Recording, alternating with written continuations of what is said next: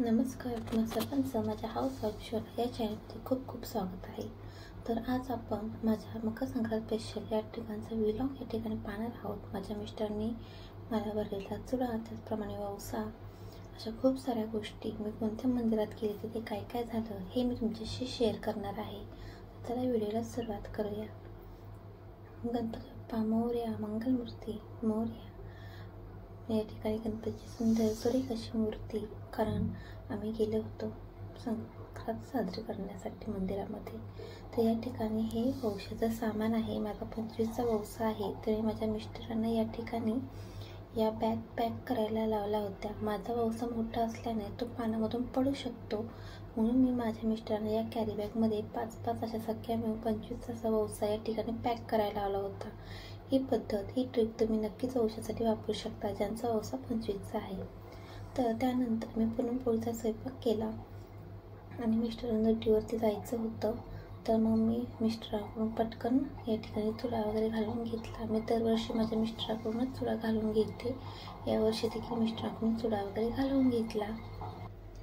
मी जरा घाबरत होते आणि मिस्टर देखील घाबरत होते, पण शेवटी चुडा हा घालून घेतला। त्यांनी खूप छान प्रकारे चुडा मला या ठिकाणी घातला। तर बघू शकता तुम्ही या ठिकाणी चुडा वगैरे घातलेला आहे। त्यांनी वौसा वगैरे तयार करून ठेवला होता, त्यामुळे माझं एक काम हलकं झालं होतं। पुरणपोळीचा संपूर्ण व्हिडिओ मी या चॅनलवरती अपलोड केलेला आहे, त्याची लिंक मी डिस्क्रिप्शनमध्ये देते। तो व्हिडिओ नक्की जाऊन बघा। खूप छान अशी माझी पुरणपोळी, प्रत्येक पुरणपोळी टम अशी फुगलेली होती, खूप छान झाली होती पुरणपोळी। या ठिकाणी बघू शकता मिस्टरने मला चुडा वगैरे या ठिकाणी भरलेला आहे।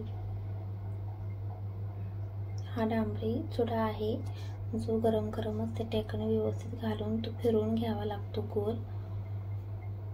तशा प्रकारे मी हा चुडा वगैरे घालून घेतला। बांगड्या मी नंतर घालणार होते, स्वयंपाक वगैरे चालू होता, तर म्हटलं थोड्या वेळाने आपण ते बांगड्या वगैरे घालून घेऊयात। त्यानंतर मी सुगड पूजा केली, सगळा स्वयंपाक वगैरे आवरून घेतला आणि त्यानंतर मी सुगड पूजा केली। या ठिकाणी तुम्हाला सुगड पूजा कशी करायची हे देखील मी तुम्हाला दाखवलेलं आहे थोडक्यात। प्रत्येकाच्या ठिकाणी वेगवेगळी पद्धत असते, तर मग मी माझ्या पद्धतीनुसार मी सुगड पूजा या ठिकाणी केलेली आहे। तर सर्वप्रथम मी हा सगळ्या सुगड पाण्याने स्वच्छ धुवून घेतल्या। त्यानंतर त्यांना हळदी कुंकू वगैरे असं रेषा वगैरे ओढून घेतल्या। हा व्हिडिओ माझ्या मुलाने काढलेला आहे, तिथे बघू शकता मी सगळं सामान जवळच घेऊन बसले, जेणेकरून सतत उठावं लागणार नाही। तशा रेषा वगैरे ह्या पंक्तीला देखील मी ओढून घेतलेल्या आहेत। कोणतीही पूजा करत असताना दीप प्रज्वलन करणं हे सगळ्यात महत्त्वाची गोष्ट आहे। तर मग मी हा पाट वगैरे व्यवस्थित मांडून घेतला आणि त्याच्यावरती लाल कलरचा कपडा वगैरे ठेवून घेतला। तुमच्याकडे लाल कलरचा कपडा नसेल तर हिरवा कपडा देखील चालेल। अशा पद्धतीने मी 5 सुगड या ठिकाणी स्वच्छ धुवून रेषा वगैरे ओढून घेतल्या हळदीकुंकवाच्या। व्हिडिओमध्ये खूप साऱ्या गोष्टी इंटरेस्टिंग आहेत, त्यामुळे व्हिडिओ शेवटपर्यंत पहा। नक्कीच तुम्हाला या व्हिडिओमधून खूप साऱ्या गोष्टी शिकायला मिळतील। या ठिकाणी आपण सुगडमध्ये सगळ्या भाज्या वगैरे टाकून घेतलेल्या आहेत, त्याचप्रमाणे बोर, ऊस, शेंग, वाटाणा, पावटा, त्यानंतर बोर, तुमच्याकडे छोटी बोरं असतील छोटी बोरं टाकायची, नसतील तर रायबोर असेल तर रायबोर टाकायचं, आवळा घ्यायचा असेल तर आवळा देखील तुम्ही टाकू शकता आणि सुगडची पूजा करू शकता। या ठिकाणी मी तिळाचे लाडू वगैरे त्यामध्ये टाकलेले आहेत, तीळ देखील टाकलेले आहेत, काळे असतील पांढरे असतील, जे तीळ तुमच्याकडे अवेलेबल आहेत ते टाकून घ्यायचे। सुगड पूजा करायच्या अगोदर मी आपल्या गणपती बाप्पाची पूजा केली, कारण कोणतेही कार्य करत असताना सर्वप्रथम आपण गणपतीची पूजा करतो। मी देखील गणपतीची पूजा वगैरे करून घेतली। घंटा त्या ठिकाणी डाव्या साईडला मांडून घेतली। अशा प्रकारे मी ही सुगड पूजा वगैरे केली, त्याला फुलं वगैरे वाहिली। इथे तुम्ही बघू शकता मी बोर वगैरे टाकून घेते सुगडमध्ये। माझ्या मुलाने अतिशय छान हा व्हिडिओ काढलेला आहे। माझा मुलगा 11 वर्षाचा आहे, पण त्याने व्हिडिओ खूप छान काढलेला आहे, तुम्ही देखील बघू शकता। त्यानंतर मी गव्हाच्या लोंब्या वगैरे त्यामध्ये टाकलेल्या आहेत, गाजर वगैरे। मला जेवढं जमेल तेवढं मी या ठिकाणी करण्याचा लक्षपूर्वक म्हणजे करण्याचा प्रयत्न केलेला आहे. अशा प्रकारे मी सुगड पूजा वगैरे सगळी व्यवस्थित करून घेतली. त्यानंतर 25चा वौसा आहे माझा, जो की मी कॅरी बॅगमध्ये पॅक करून घेतलेला होता. पानं पॅक केली नव्हती मी. तर खूप साऱ्या इंटरेस्टिंग गोष्टीसाठी आपल्या चॅनलला नक्की सबस्क्राईब करायला विसरू नका.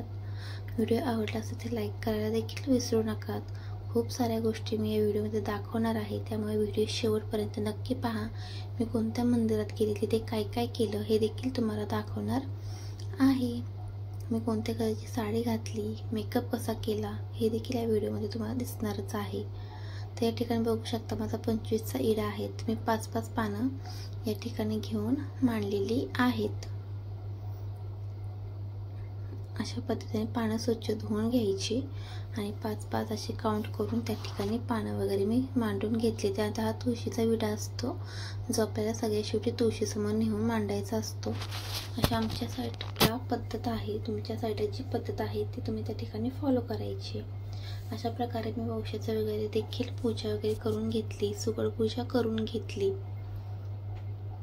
पूजा केल्यानंतर पंती वगैरे या ठिकाणी लावून घेतलेल्या आहेत. मी फुलं वगैरे वाहून घेतली. त्या ठिकाणी पूजा खूप छान दिसत होती. रांगोळी वगैरे देखील काढून घेतली मी. या ठिकाणी तुम्ही बघू शकता माझी पूजा. मी तुम्हाला व्यवस्थित आता पूजा वगैरे सगळं दाखवते.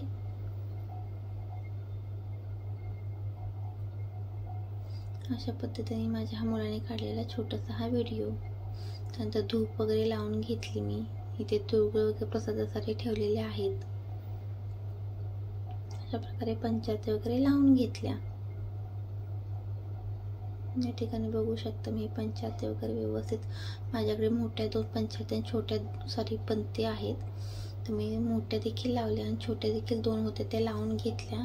आपण जेवढी पूजा छान मांडू तेवढी पूजा आपल्या दिसायला देखील सुरेख वाटते आणि मनाला देखील प्रसन्नता भेटते.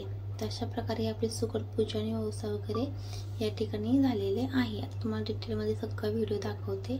धूप दीप वगैरे सगळं काही व्यवस्थित मी करून घेतलं होतं, त्यामुळे खूप छान असं फील त्या ठिकाणी येत होतं. अशा प्रकारे आपली सुगड पूजा झालेली आहे. वौशाची पूजा झालेला आहे. या ठिकाणी बघू शकता मी वौसा कशा प्रकारे मांडून घेतलेला आहे. कॅरी बॅगमध्ये घेतल्यामुळे तो आता खाली पडणार नाही. रांगोळी वगैरे सिंपलच मी या ठिकाणी केली होती. त्यानंतर मी पुरणपोळीचा या ठिकाणी नैवेद्य दाखवून घेतला. नैवेद्य दाखवत असताना कधीही तुळशीपत्र ठेवायला विसरायचं नाही. त्यानंतर चौकोन वगैरे करायला विसरायचं नाही. अशा पद्धतीने मी पुरणपोळीचा नैवेद्य या ठिकाणी दाखवलेला आहे. पुरणपोळीचा संपूर्ण स्वयंपाकाचा व्हिडिओ मी आपल्या चॅनलवरती अपलोड केलेला आहे. तो नक्की जाऊन तुम्ही त्या ठिकाणी पहा. त्यानंतर मी गेली मंदिरामध्ये. आता मंदिर म्हणजे आमच्या इथे दत्ताचं मंदिर आहे.